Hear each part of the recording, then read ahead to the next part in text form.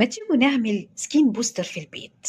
هنعمل كريم جبار 10 في واحد.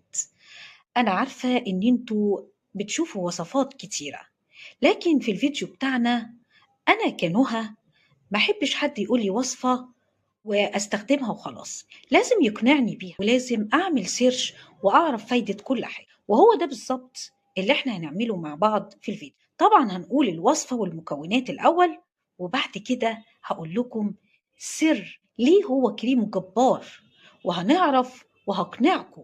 نشوف الاول وصفة الكريم، وبعد كده اهم حاجة في اخر الفيديو هقول لكم السر وكمان التحذيرات، وهنقول ليه هو 10 في واحد. هنعدهم مع بعض وهنلاقيهم 10 فوايد في كريم واحد. يلا بينا معانا الوصفة. أول حاجة البطل معانا هو الفازلين.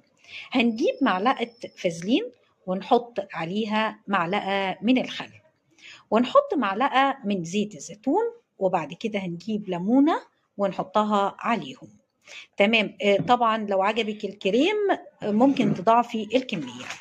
بنيجي طبعا ندمجهم مع بعض، وبعد كده نروح نعمل لهم حمام مائي علشان الفازلين يدوب ويتجانس، المكونات تتجانس كلها مع بعض.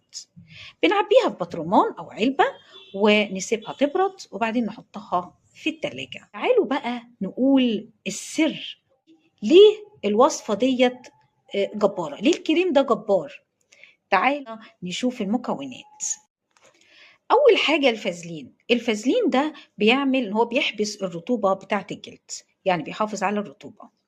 الخل بيحتوي على أحماض طبيعية، أحماض بتاعته دي بتعمل على توازن درجة حموضة البشرة، علشان كده ده حاجة مهمة جدا، وبينظف كمان البشرة. منظف زيت الزيتون فده بيحتوي على فيتامين A وفيتامين E، دول مضادات قوية للأكسدة، ودي مهمة جدا للبشرة علشان البقع الغامقة اللي بتظهر، يعني الناس اللي بشرتها بتتأكسد بسرعة وبتغمق وكده، فده هيعمل على توحيد البشرة. الليمون بيحتوي على فيتامين سي، فيتامين سي بيحفز إنتاج الكولاجين، عشان كده يفضل إن الكريم يستخدم بالليل قبل النوم.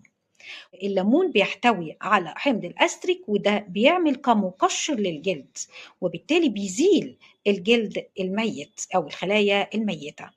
وكمان الليمون بيفتح من البشرة وبيديله إشراق، وبيعمل على تماسك البشرة.